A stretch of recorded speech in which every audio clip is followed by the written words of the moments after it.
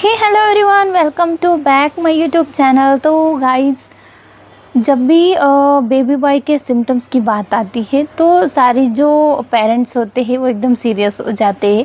तो आज हम यही की बात करने वाले हैं कि जो बेबी बॉय के लक्षण होते हैं वो क्या क्या होते हैं, और साथ में मेरा जो पर्सनल एक्सपीरियंस है वो भी मैं आपके साथ शेयर करने वाली हूँ। तो वीडियो एंड तक ज़रूर देखना है।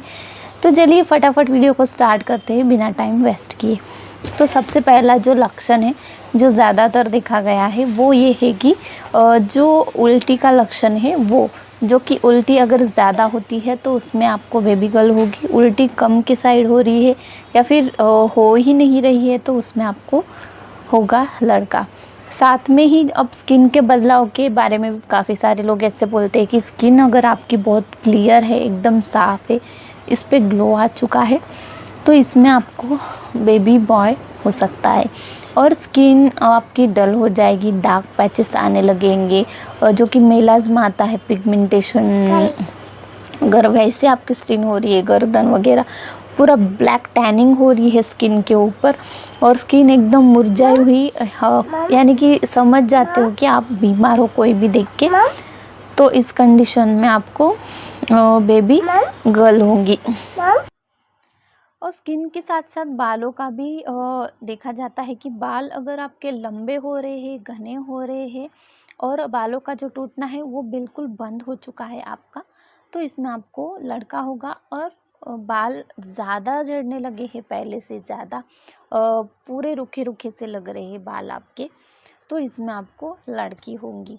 और साथ ही में अब वेट जो होता है, अगर पेट के साथ साथ आपका बॉडी का भी वेट काफ़ी बढ़ चुका है तो इसमें आपको लड़की होने वाली है। और सिर्फ पेट पे ही आपका पूरा वेट, यानी कि पेट ही दिखाई दे रहा है, बाकी आप पूरी जैसी की वैसी दिखाई दे रही है, तो इसमें आपको लड़का होगा।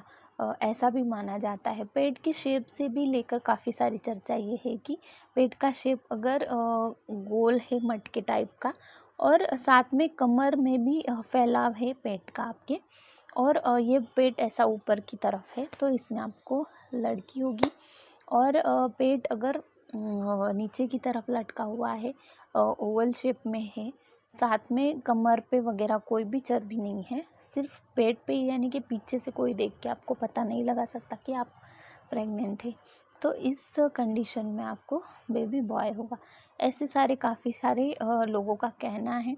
सूजन को लेकर भी काफ़ी सारे लोग कहते हैं कि पैरों में अगर सूजन है, आपके स्वेलिंग आती है, मुंह पर भी स्वेलिंग आ जाती है प्रेगनेंसी में, तो अगर स्वेलिंग आ रही है तो इस कंडीशन में आपको लड़की होगी। स्वेलिंग नहीं है कहीं भी, आप एकदम ठीक ठाक हो, तो उसमें आपको लड़का होगा। अब मॉर्निंग सिकनेस जो होता है, मूड स्विंग्स, इसके भी बारे में ऐसा कहते हैं कि मूड स्विंग ज़्यादा हो रहे हैं, आप ज़्यादा चिड़चिड़े हो रहे हो, और आपका मूड एक एक मिनट को चेंज हो रहा है। कभी हंस लेते हो, कभी रोने का मन करता है, कभी एकदम चिढ़ जाते हो, अचानक से बेवजह ये सारी बातें हो रही है, तो इस कंडीशन में आपको लड़की होगी।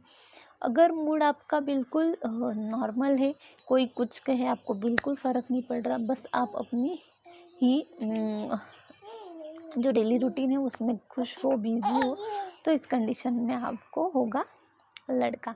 तो ऐसी भी सारी बहुत लोगों की मान्यता है। क्रेविंग को लेकर भी कहा जाता है कि क्रेविंग, अगर आपको स्पाइसी या फिर नमकीन खाने की क्रेविंग हो रही है तो इस कंडीशन में आपको लड़का होने वाला है।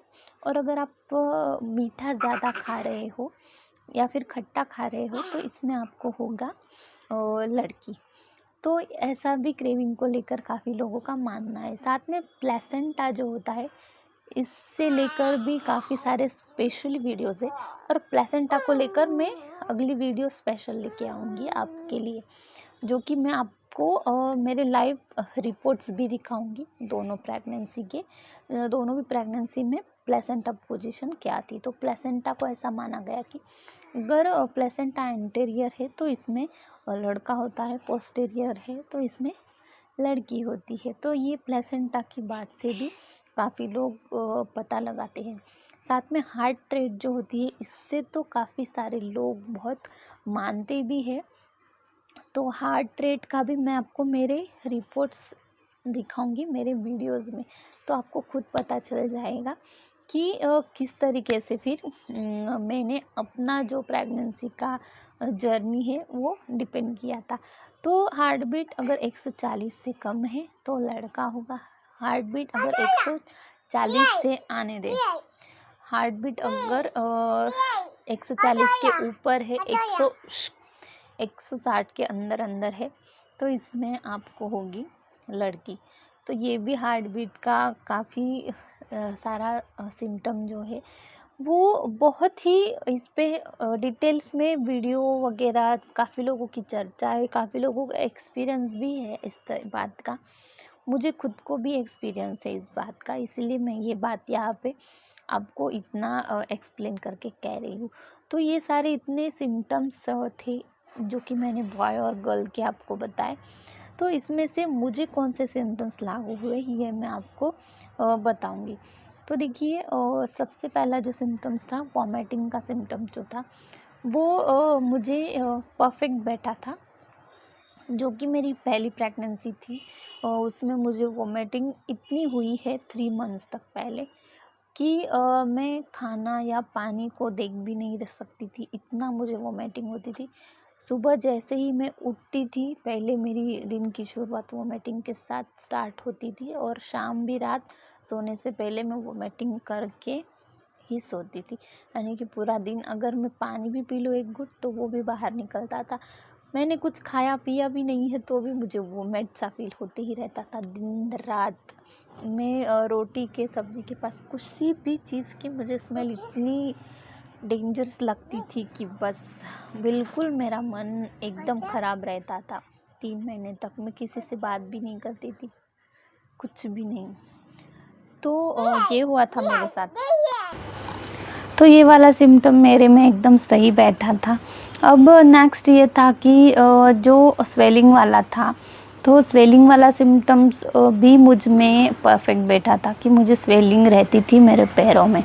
अब इसके बाद जो वेट की बात जो होती है ना, वो वेट की बात मेरे इसमें बिल्कुल सही बैठी थी, क्योंकि जो मेरा वेट है वो 8 से 10 केजी गेन हुआ था, ज़्यादा नहीं हुआ उससे और कम भी नहीं हुआ, यानी कि इतना परफेक्ट होता है इतना हुआ था। लेकिन फिर भी मुझे ऐसा लगता है कि ज़्यादा ही गेन हुआ था। मेरा मतलब पूरी बॉडी ऐसी फुली फुली सी हेल्दी लग रही थी। लेकिन स्किन का जो है, स्किन का मेरे बारे में गलत हुआ था, इसलिए मैं स्किन के सिम्टम्स को नहीं मानूंगी, क्योंकि मेरी जो स्किन है वो एकदम ग्लो करने लगी थी। जिस तरीके से अभी मैं दिख रही हूँ ना, इस तरीके से मेरी स्किन, एक भी पिंपल्स नहीं, एक भी डार्क पैच नहीं, कुछ भी नहीं हुआ। तो इस तरीके से मेरी पहली जो प्रेगनेंसी, मैं दोनों प्रेगनेंसी के आपको अलग अलग वीडियो शेयर करूंगी ताकि आपको भी ठीक तरीके से डाउट क्लियर हो जाए। तो मैं पहले प्रेगनेंसी की इस वीडियो में बात कर रही हूँ पूरे, ठीक है। नेक्स्ट वीडियो में मेरी सेकंड प्रेगनेंसी की बात करूँगी कि मेरी पहली प्रेगनेंसी है, उसमें मेरी स्किन बहुत अच्छी दिख रही थी। जो भी मुझे बोल रहा था कि स्किन तेरी प्रेगनेंसी में बहुत अच्छी हो गई है।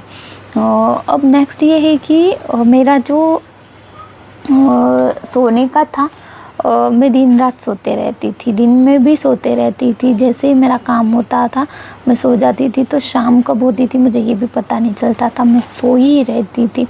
हस्बैंड जो है वर्किंग को जाते थे, इसलिए घर पे भी कोई नहीं रहता था, मैं अकेली ही थी और मेरा पहला बेबी था, तो मैं खुद सब कर लेती थी जल्दी जल्दी और सो जाती, क्योंकि मुझे किसी से कुछ लेना देना ही नहीं था। अपना अपना दरवाज़ा बंद करके हम हमारी दुनिया में खुश है, इस तरीके से मेरा बिहेवियर हो चुका था। नहीं तो अदरवाइज़ मुझे ऐसा सबसे बात करना बहुत अच्छा लगता है, घूमना फिरना।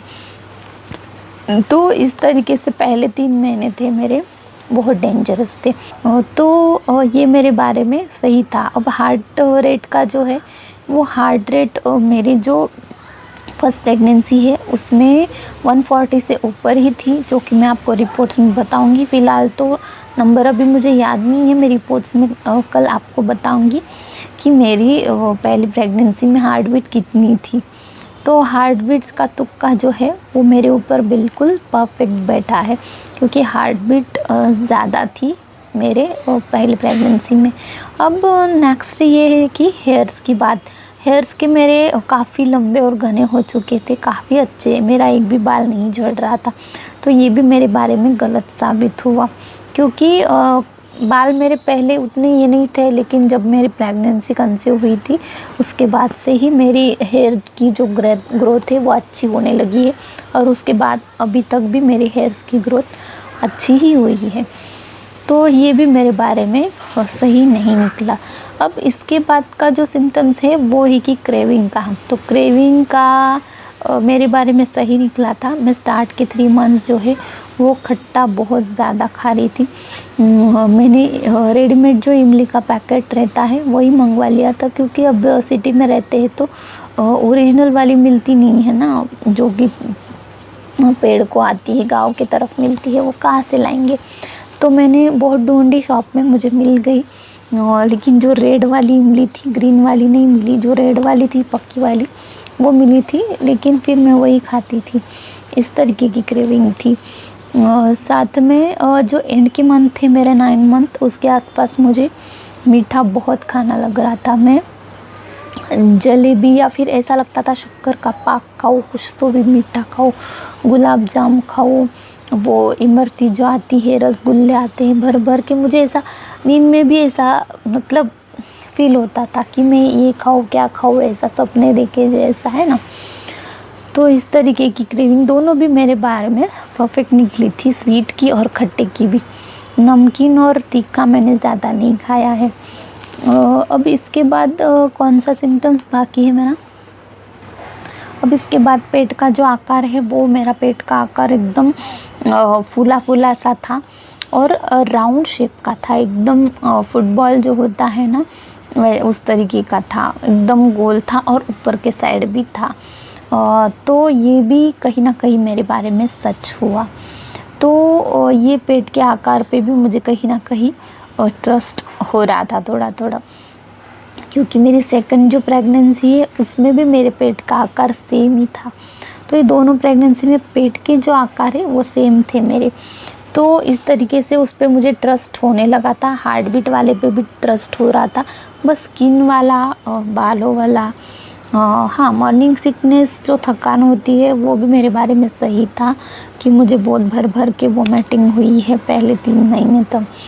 आपको अगर मेरी प्रेगनेंसी जर्नी पूरी जाननी है, फर्स्ट वाली भी और सेकंड वाली भी, क्योंकि दोनों में काफ़ी डिफरेंट था, अलग अलग प्रेगनेंसी थी मेरी एकदम, और जर्नी जाननी है तो आप बताइएगा। मैं मेरी प्रेगनेंसी जर्नी ज़रूर आपके साथ शेयर करूँगी, क्योंकि मेरी नॉर्मल डिलीवरीज़ है दोनों भी प्रेगनेंसी में, और मैं आपकी नॉर्मल डिलीवरी जर्नी भी अपनी ज़रूर शेयर करूँगी, अगर आप लोग कमेंट में मुझे बताओगे तो।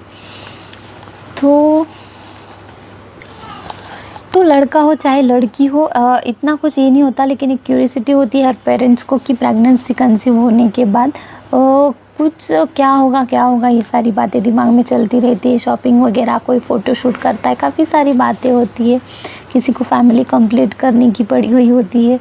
तो ये सारी चीज़ें होती है छोटी छोटी, जिसके चलते हम सारे वीडियोज़ को गूगल पे सर्च करते हैं, यूट्यूब पे सर्च करते हैं, और वीडियो देखते देखते हमारी प्रेगनेंसी की जर्नी कंप्लीट करते हैं। तो ये थी जो मैंने लक्षण बताए, और मेरे से क्या सिम्टम्स रिलेट किए, ये अभी मैंने आपको बताया।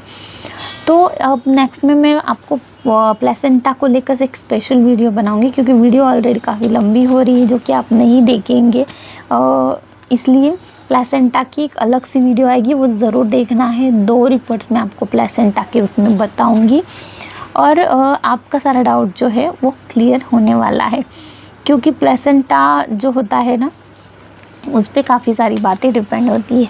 तो प्लीज़ आज का अगर मेरा वीडियो अच्छा लगा होगा तो लाइक करना है, साथ में शेयर भी करना है, ताकि किसी और को भी हेल्प मिल सके। तो चलिए फिर मिलते हैं किसी नेक्स्ट वीडियो के साथ। प्यारा सा कमेंट करना है, तब तक के लिए बाय बाय कर, पहले बाय करो, पहले बाय करो। इसको वीडियो एंड करना होता है खुद के हाथ से। हो करो।